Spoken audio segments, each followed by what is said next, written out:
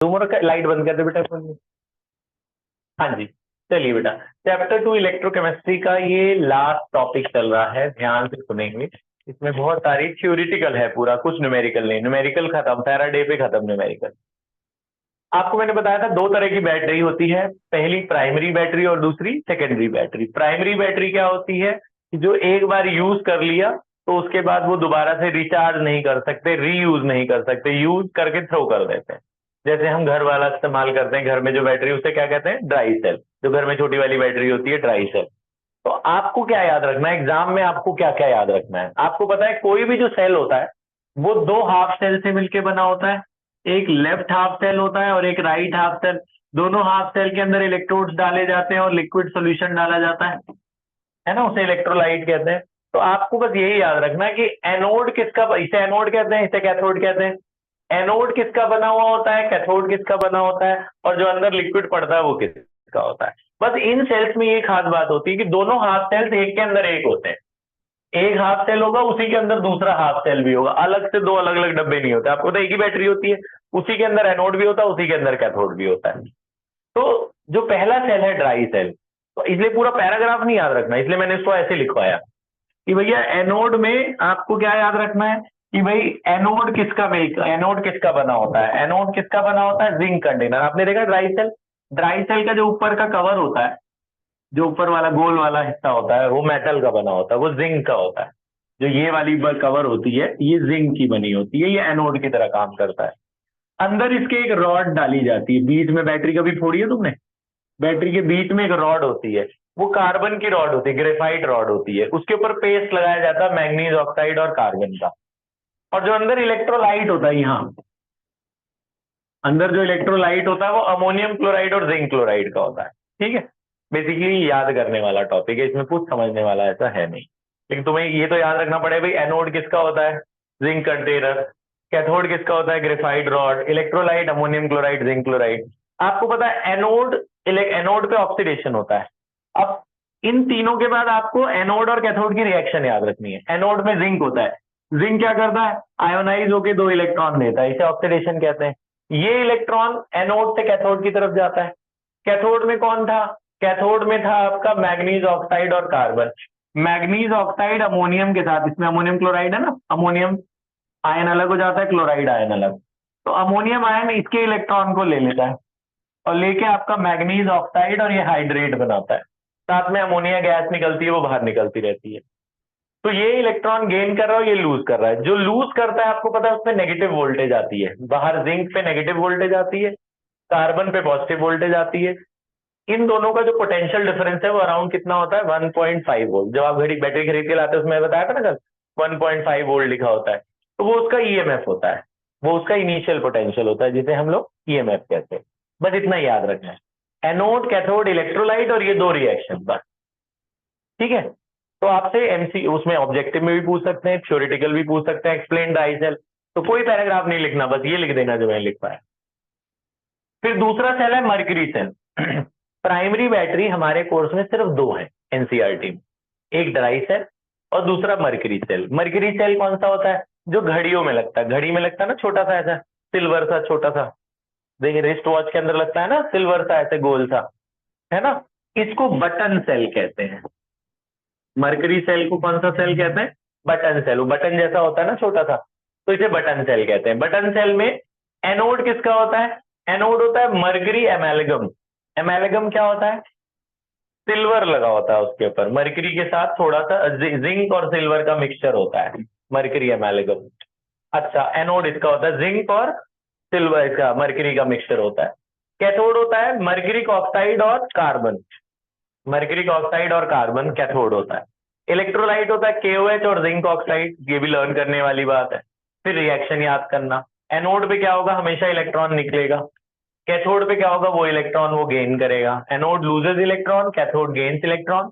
और इनका जो पोटेंशियल डिफरेंस आता है वो कितना आता है, 1.35 वोल्ट। देखा आपने, ड्राई सेल से कम है। लेकिन घड़ी का सेल कितना दिन तक चलता है, एक बार लगा दो साल भर तक चल जाता है। क्यों, क्योंकि वो माइक्रो एम्पेयर मिली एम्पेयर में इस्तेमाल करते हैं वो लोग। उनका जो आउटपुट, जो इनपुट उनकी जरूरत है वो बहुत कम है, इसलिए इतने दिन तक चल जाता है। और घड़ी वाला, रिमोट वाला थोड़ा कम देर तक चलता है। क्योंकि उसकी उसकी रिक्वायरमेंट ज्यादा है, उसका आउटपुट ज्यादा आता है। बात समझ में?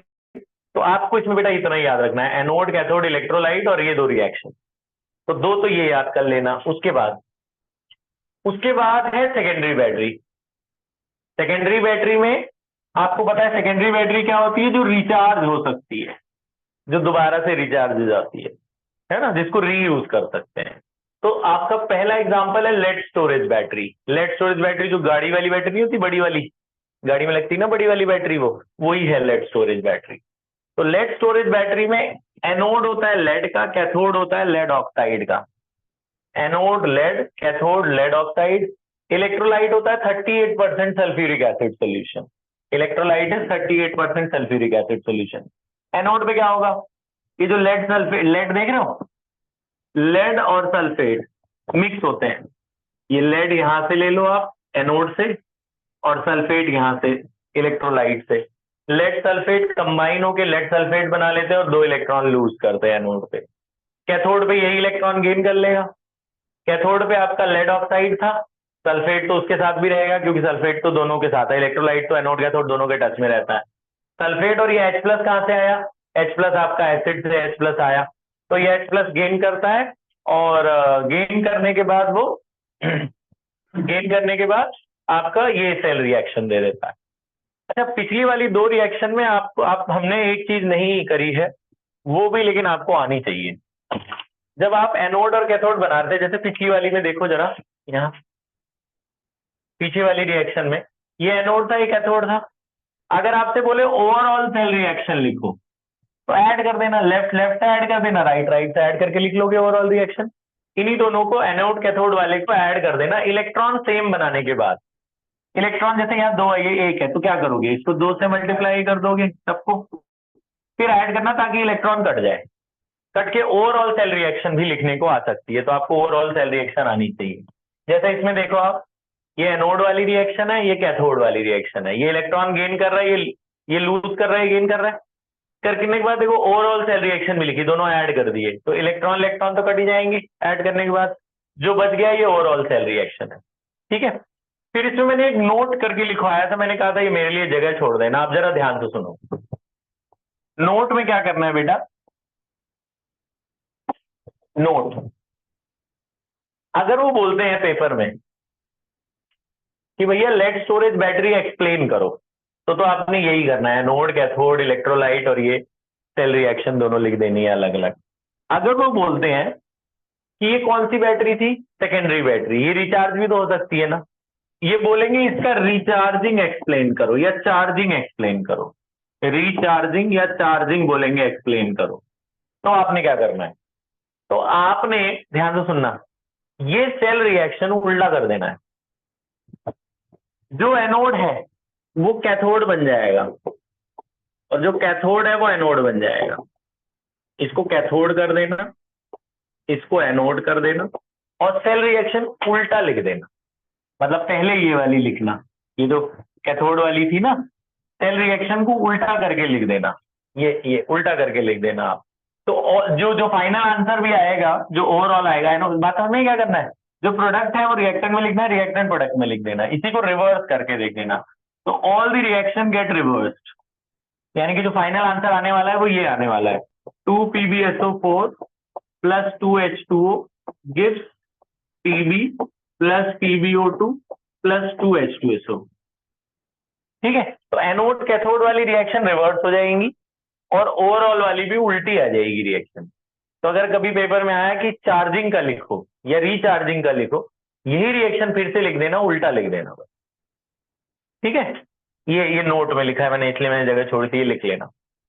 अच्छा, दूसरी आई थी निकल कैडमियम बैटरी।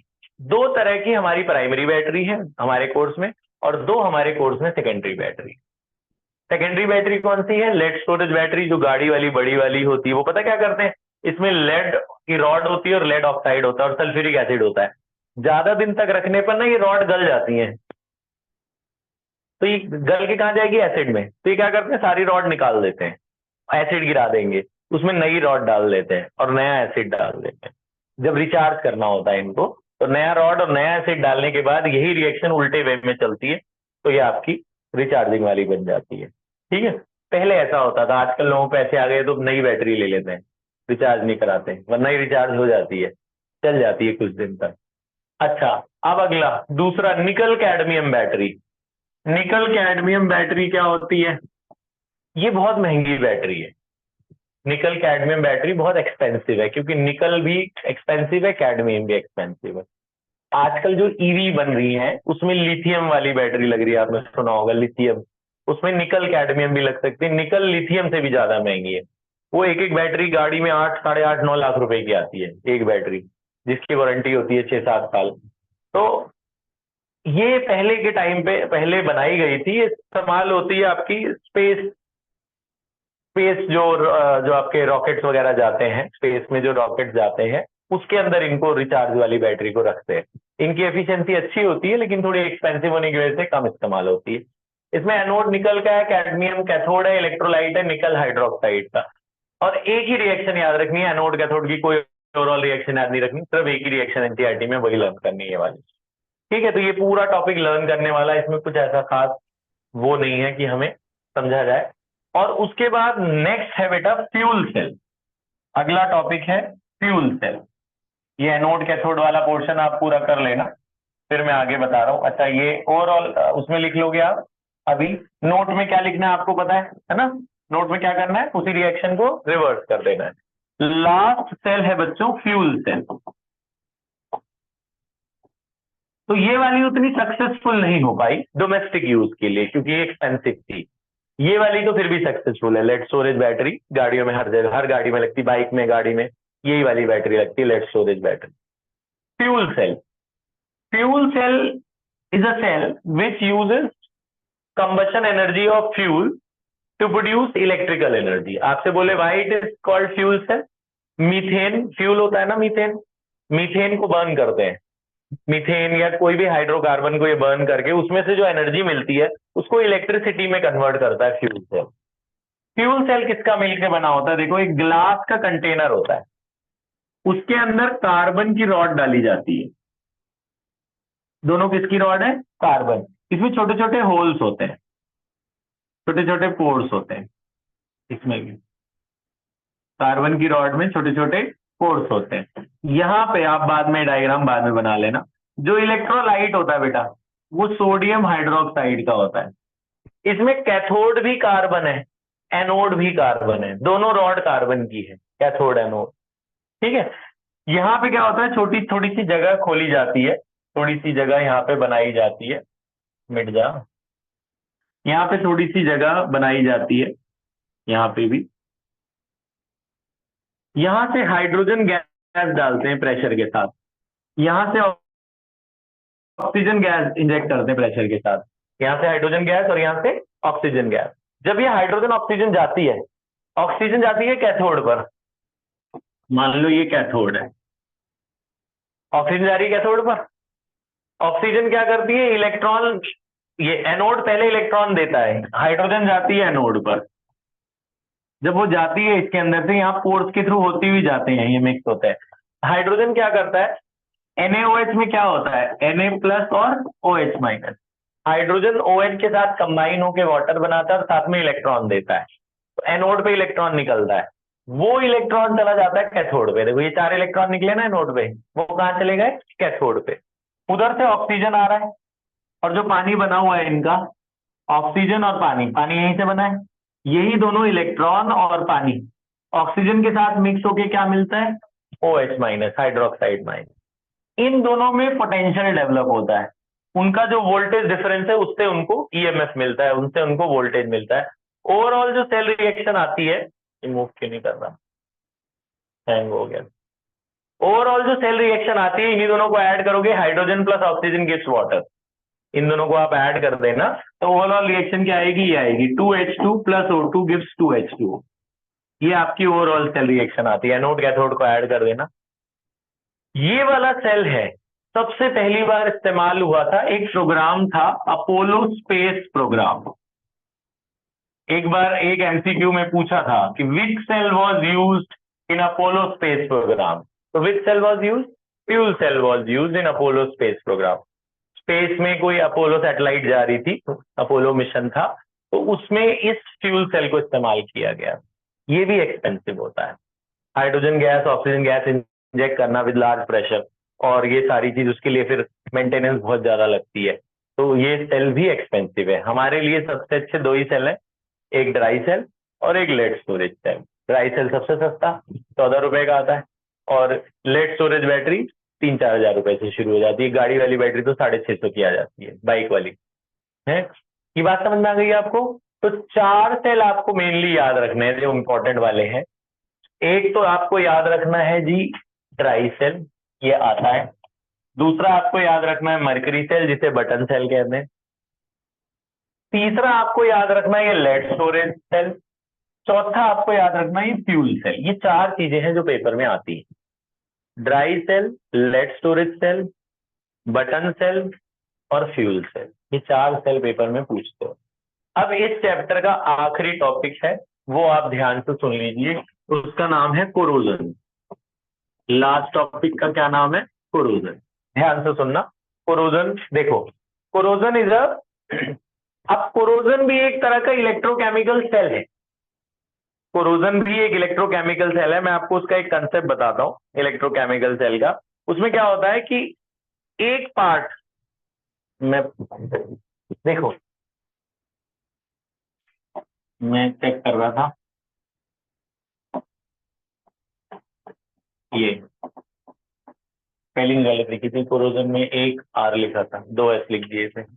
अच्छा अब ठीक है, सुनो ध्यान से। तो corrosion corrosion is a electrochemical cell. अब कोरोजन कैसे इलेक्ट्रोकेमिकल सेल? कोरोजन भी एक तरह का सेल है। आपने बचपन में ये पढ़ा है कि oxidation of metal surface is called corrosion. Metal surface का oxidation in presence of air and moisture is called corrosion. हवा और पानी दोनों होना चाहिए तभी रस्ट लगता है ना, नहीं तो नहीं लगता। अब आयरन पे रस्टिंग भी एक तरह का इलेक्ट्रोकेमिकल सेल है। वो कैसे? देखो, मान लो ये आयरन का टुकड़ा है, ध्यान से सुनना, ये आयरन का टुकड़ा है, हवा है, हवा के अंदर कार्बन डाइऑक्साइड गैस होती है, सल्फर डाइऑक्साइड गैस होती है, नाइट्रोजन डाइऑक्साइड गैस होती है। कार्बन डाइऑक्साइड गैस वाटर से रिएक्ट करती है तो बनाती है carbonic acid H2CO3। Sulphur dioxide water से रिएक्ट करती है तो बनाती है sulphuric acid. Nitrogen dioxide water से रिएक्ट करती है तो बनाती है नाइट्रिक एसिड। हवा में एसिड रेन होती है, आपको तो पता है, बचपन से एसिड रेन सुना होगा।